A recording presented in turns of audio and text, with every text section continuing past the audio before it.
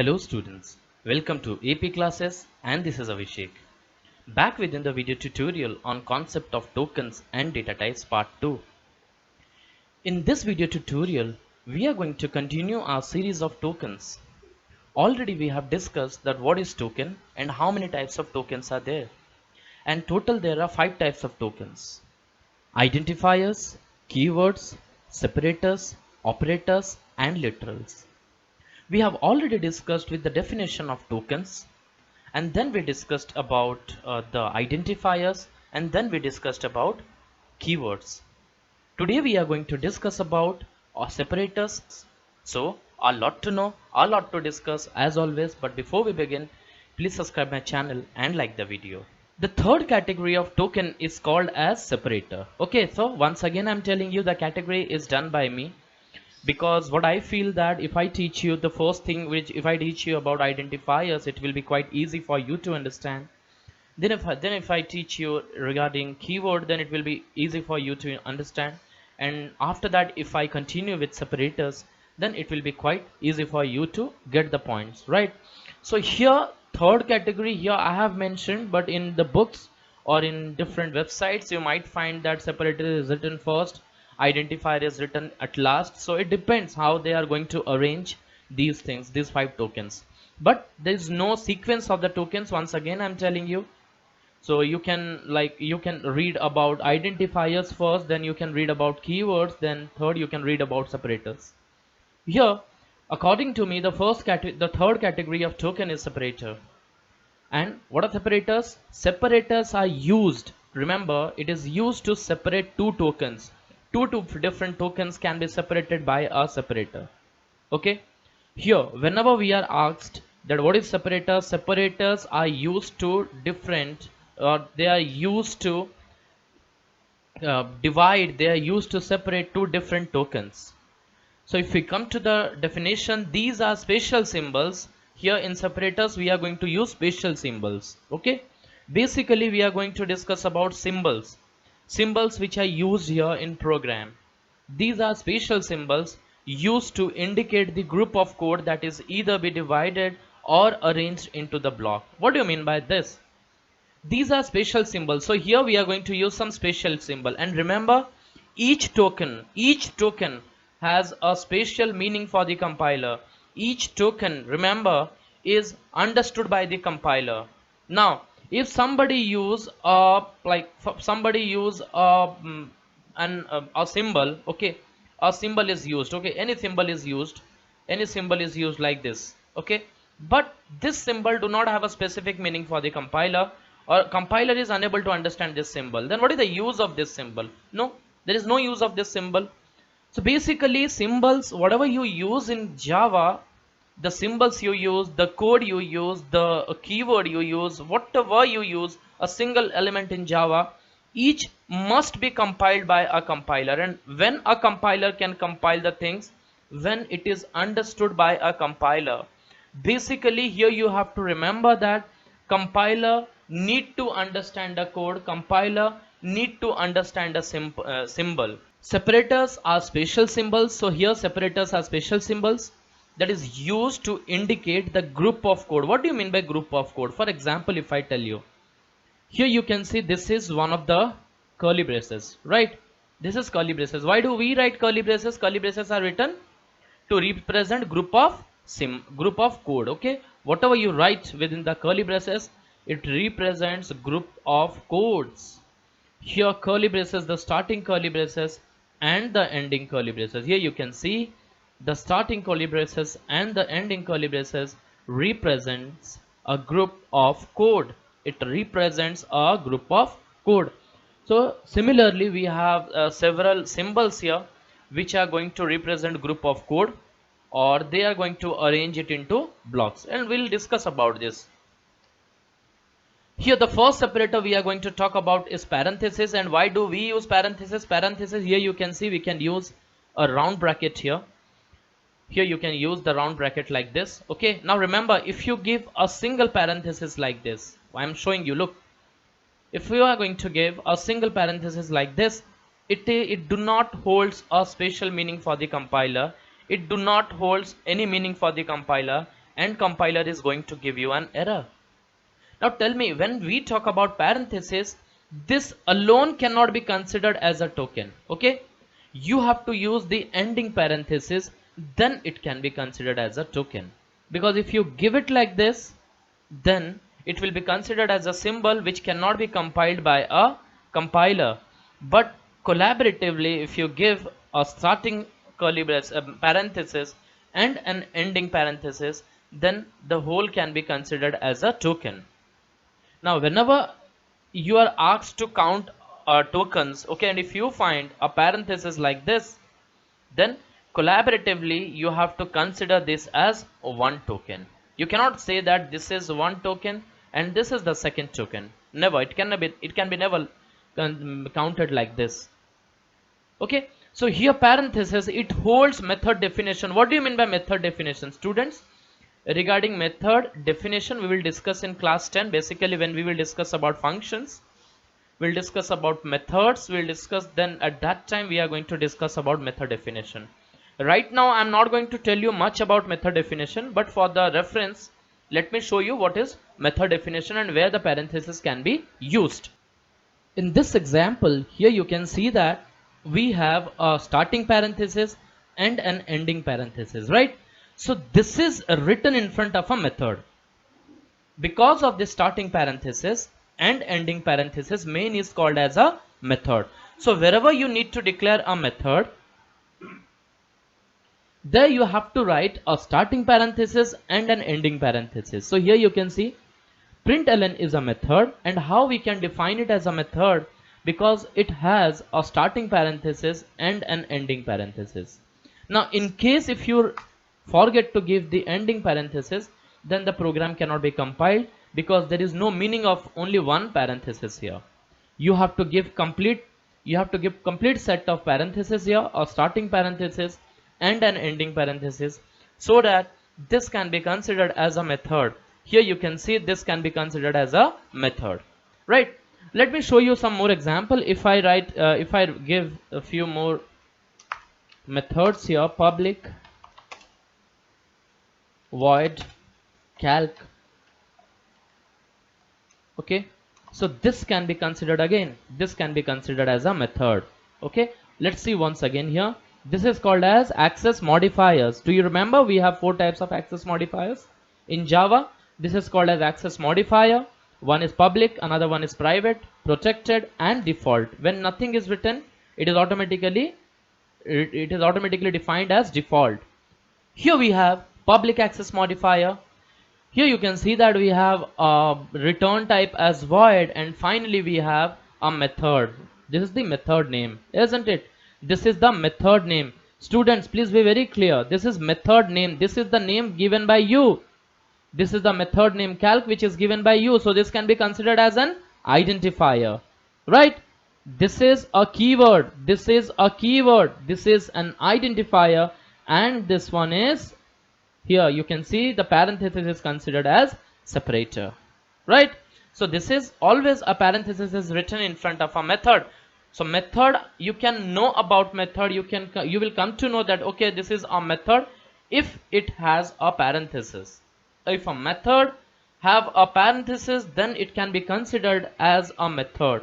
Now in case if you put parenthesis in front of anything, okay, and if the program is compiling, then this can be considered as a method. That doesn't mean that now here if I'm going to write like this, you, and I'm going to write like this, so it's not going to show you, it's not going to define that this is a method.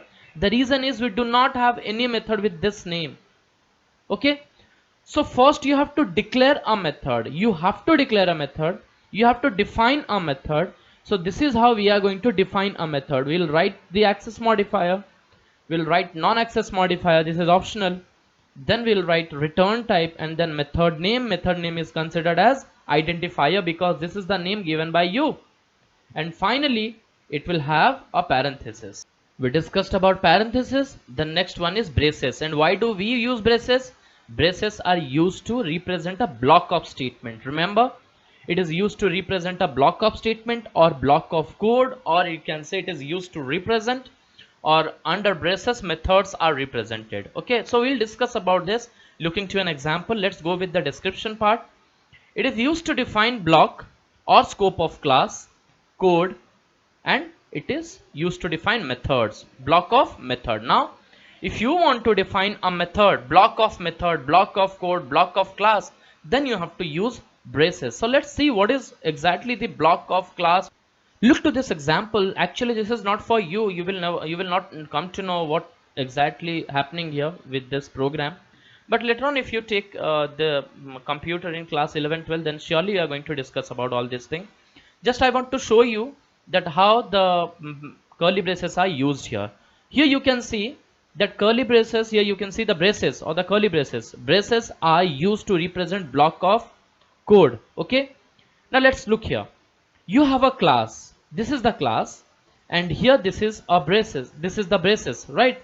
Here you have used a braces, here you have used curly braces, then within that curly braces you have represented method. Which method is represented? Main method is represented, and along with this main method, if you want, you can represent several other methods.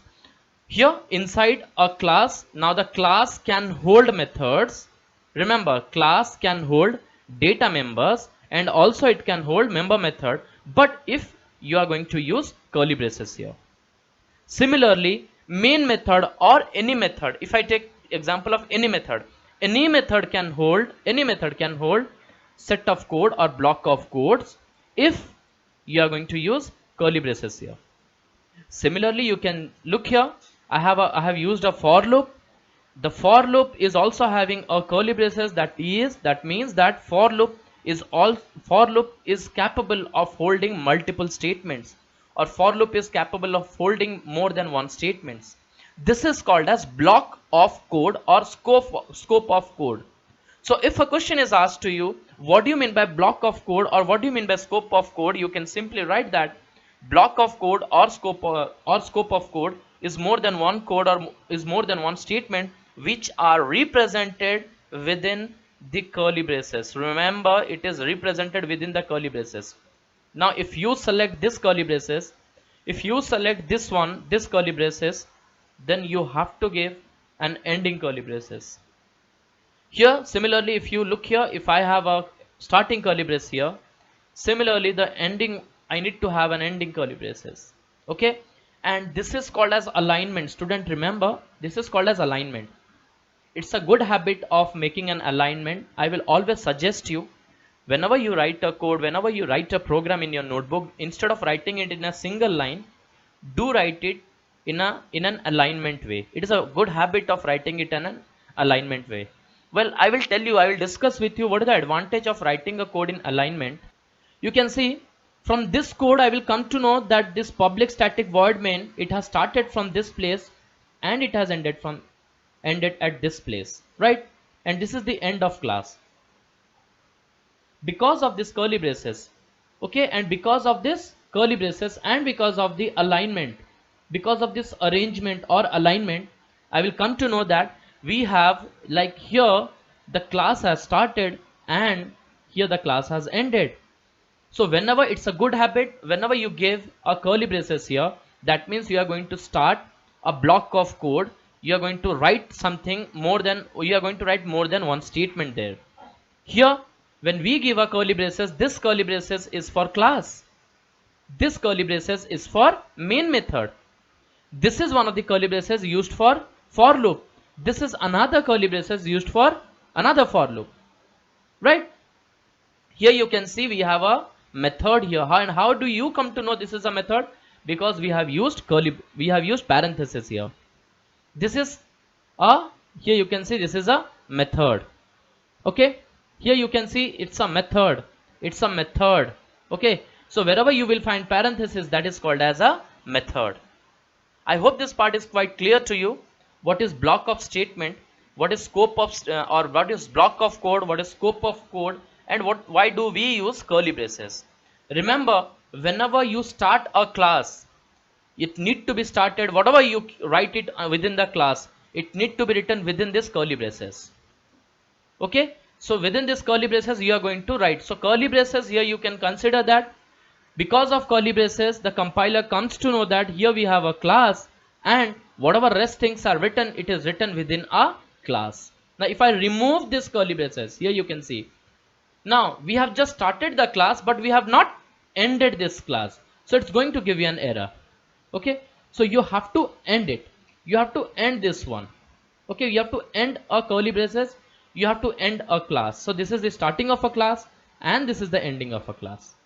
So because of this, the compiler comes to know that this is the starting, and because of this, the compiler comes to know this is the ending. Coming to the third point, that is brackets or square brackets. Remember, square brackets you are not going to use in class 9. When we will discuss about dimension, when we will discuss about arrays, okay, arrays, when we will discuss about arrays, then we will discuss about this square bracket. Basically, square brackets are used to define the size of array. Okay, whatever the size of array will be, what you are going to give the array size, that can be defined within this square bracket.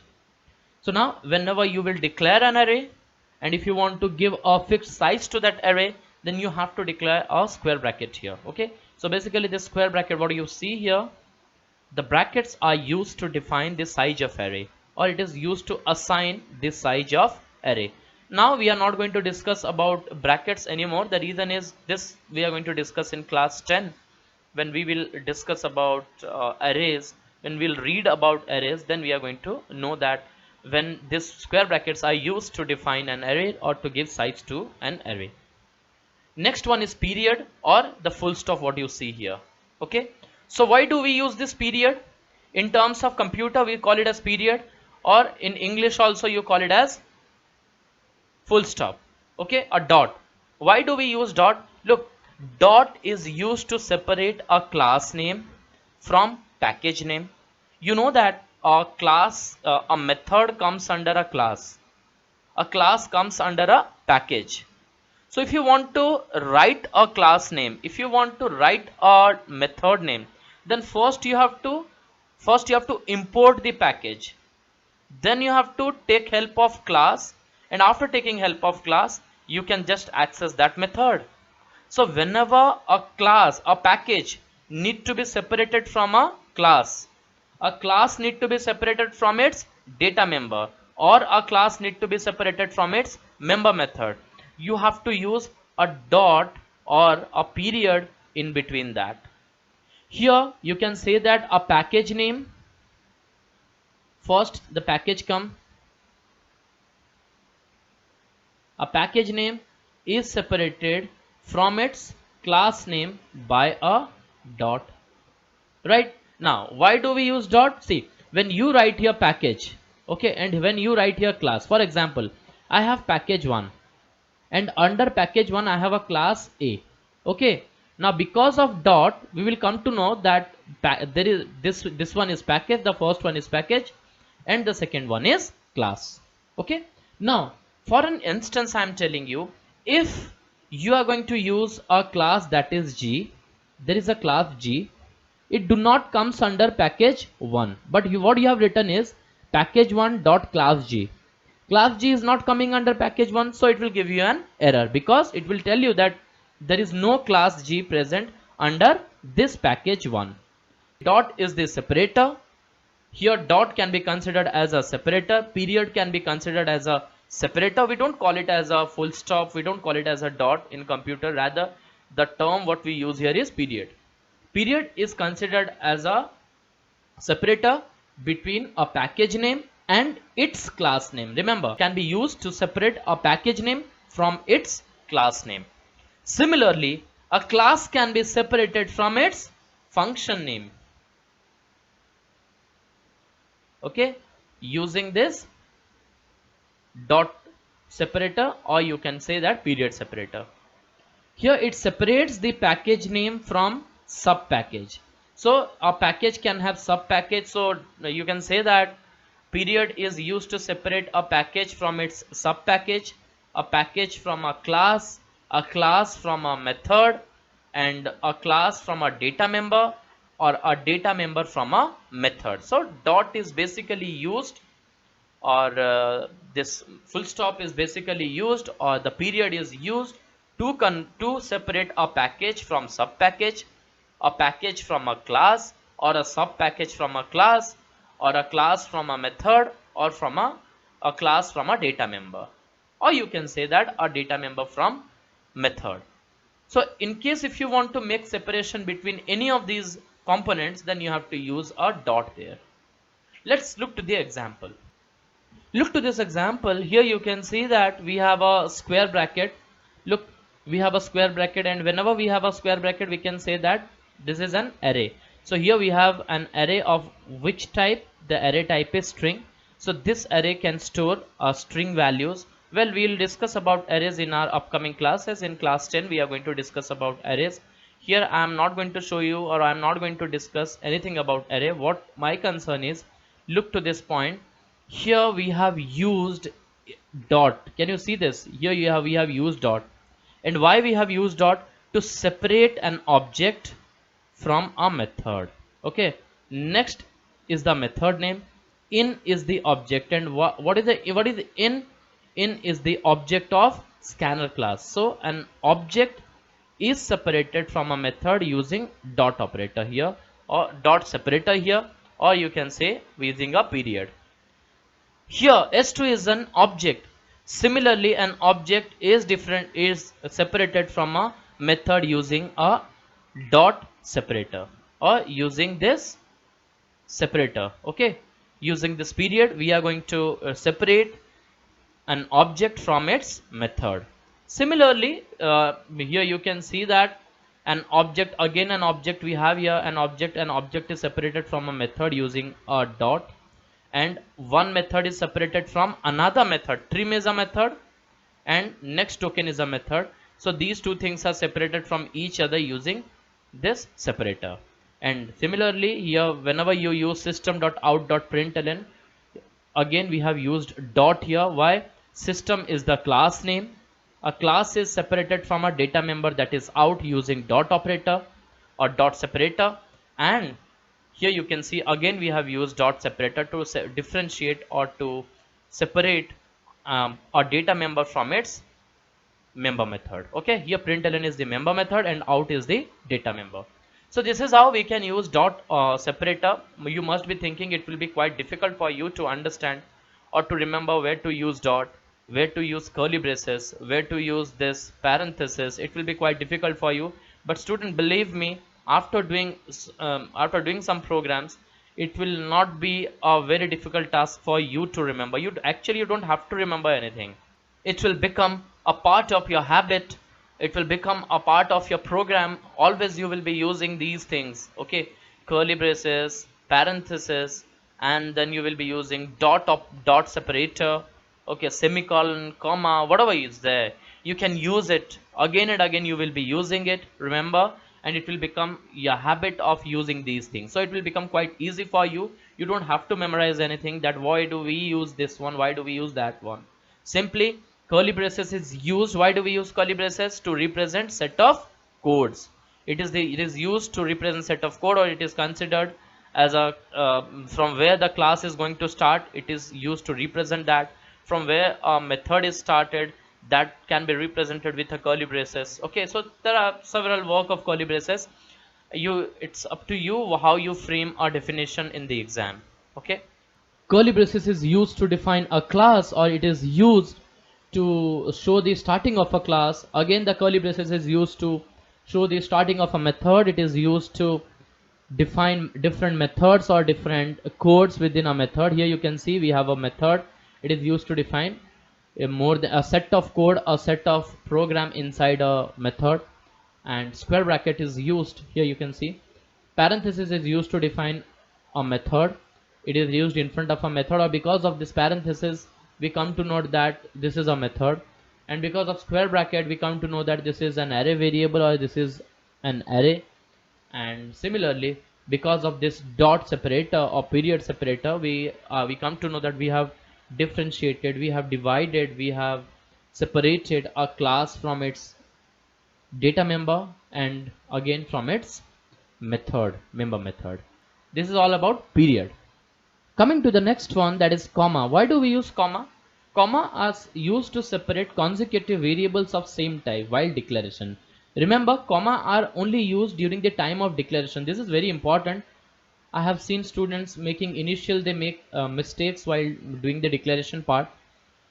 So comma can only be used, remember it is only used while declaration. Okay, and why do we use? Whenever you need to separate a variable of same type. What do you mean by type? Type means data type. Okay, now if you want to declare a variable A, variable B and variable C of same data type, that is int, you want that variable A must be of int type, variable B must be of int type and C must be of int type, then you have to separate it. You can separate it using a comma.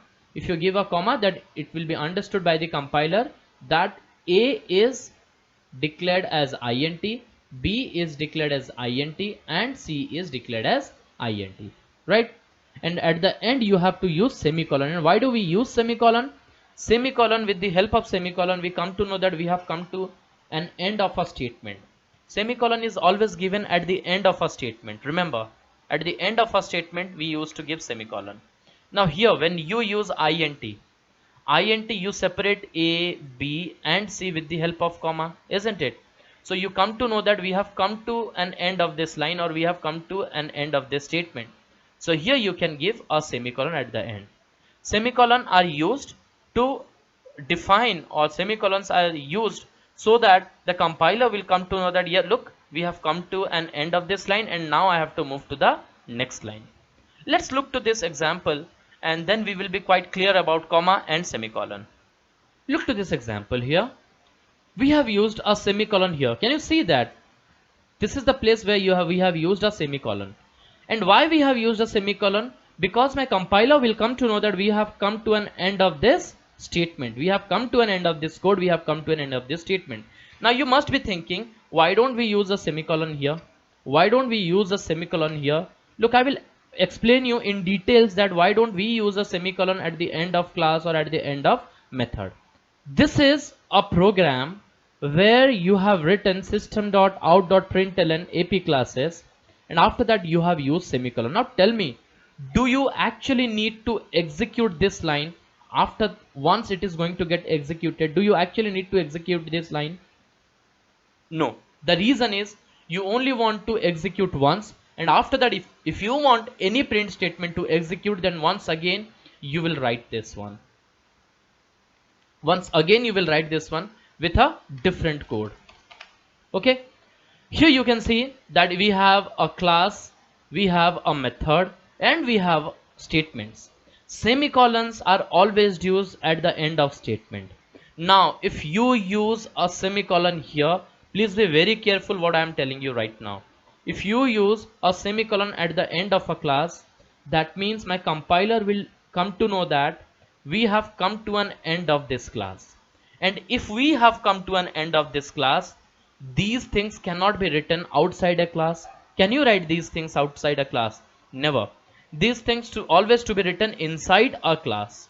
Okay, but because of giving this semicolon at the end of class, we have come to an end. You can see that we have come to an end. Okay, and for what reason I have written this code? There is no reason of writing this code anymore. So it will give you an error. What is the error I am getting? That expected, curly braces is expected. So the compiler is saying that, look, as you have used class here and a class name is present, and student, please pause for a while and answer me. Here I have written separators. Here I have written class. Which kind of token is this, and what other kind of token this one is? So this is a class, that means it is a keyword. This is separator class name, that means this is an identifier. So we cannot use a semicolon in front of a class name. The reason is a class name must start, or you can say that after using the class name we must use curly braces. Because of using curly braces, we can use methods and also we can use different codes inside that methods. Now if you use a semicolon here, once again, what do you mean by this? When we use semicolon, If you use semicolon in front of a main method, that means we have come to an end of this main method. If we use semicolon in front of this main method, then we come to an end of this main method. Then what is the reason of writing this code? Tell me. This code can be written within a main method or within a method. A statement or a code. I have already discussed these things with you. Students, remember, you can inside a class you can write two things. One is data member and the other one is member methods. You can write characteristics and behavior. In a class, you can write data members and member methods. Whatever rest you want to write, whatever rest you want to define, whatever rest you want to write here, it need to be written within a method. Here system.out.println AP classes, system.out.println Raurkela, everything need to be written within a method. Right? Now, as we have already ended this method, here you can see we have already come to an end of this method. Then for what reason you have written this one?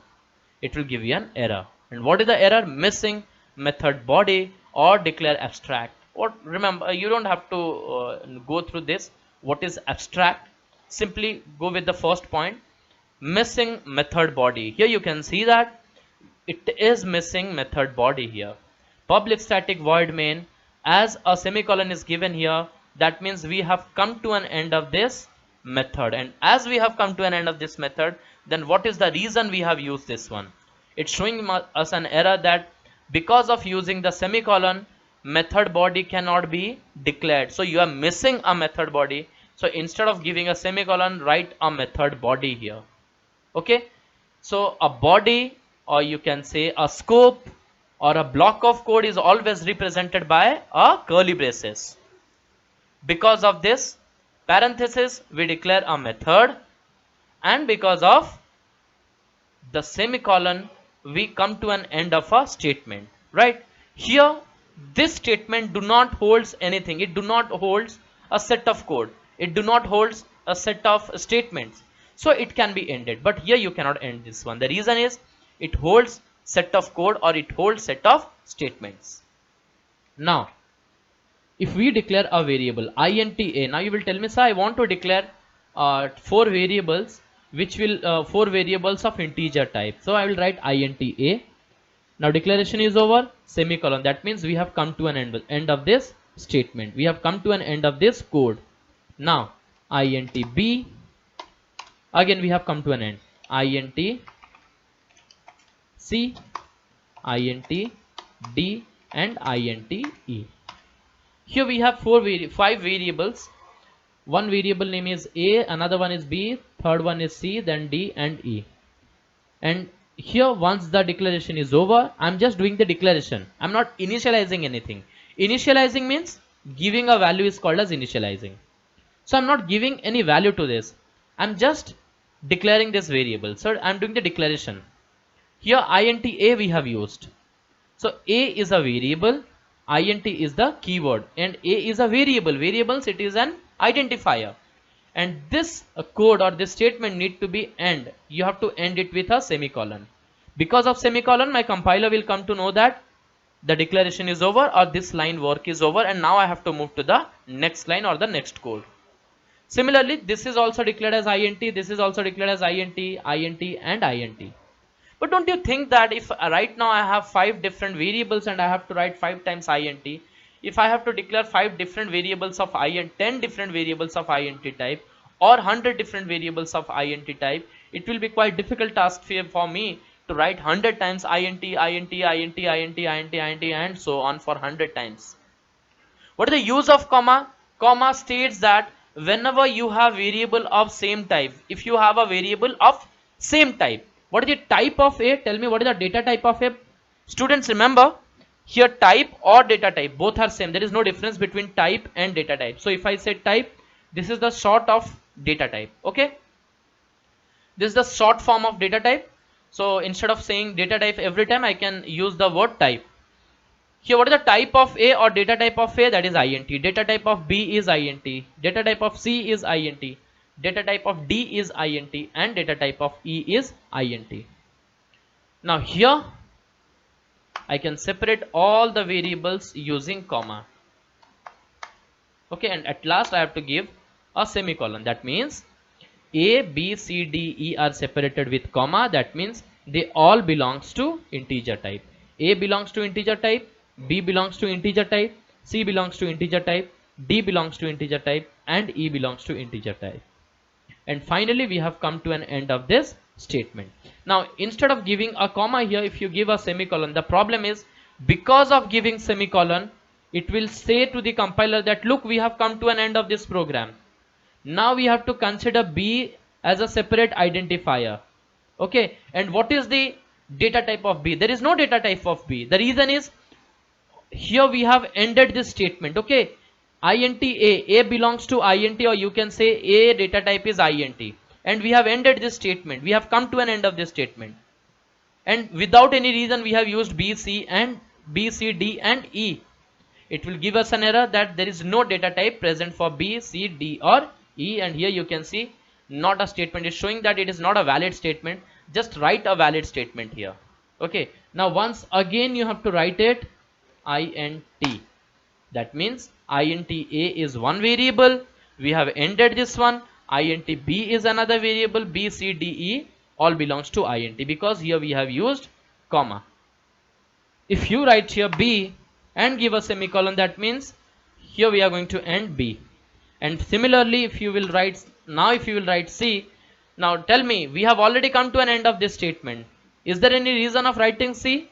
No. So again you have to give another data type for this. Okay, now if you want to declare all the data types of int type, we instead of writing int for several times, if you want to declare more than one variables of same type, remember, if you want to declare more than one variable of same type, then you can separate it by comma. Okay, now if you have another variable, okay, double de, right? E is a variable whose type is double. E is a variable whose type is double. Now if you want to give a variable of type double, here you can see that if you want to give a variable e of type double, then it need to be written after this semicolon. Along with this, here you cannot write like this. I will tell you the reason is, we know that comma is only used to separate similar variables. It is only used to separate a variables of same type. A, B, C, D belongs to int type, but E belongs to double type. That is the reason you cannot give a comma here, because you have to end this statement and then you can start writing double, or then you can start writing another data type here. Okay, once you write another data type, then E can be considered as double, A, B, C, D can be considered as int. So this is how you can use comma and you can use semicolon. Semicolon is always used at the end. It is used to end a statement, and comma is only used to differentiate. Comma is only used to separate variables of same data type. You cannot use comma for any other reason. It is used to separate variables of same data type, right? We have an example here. Now let us calculate how many identifiers and how many separators we have. This is here you can see one identifier. This is the class name.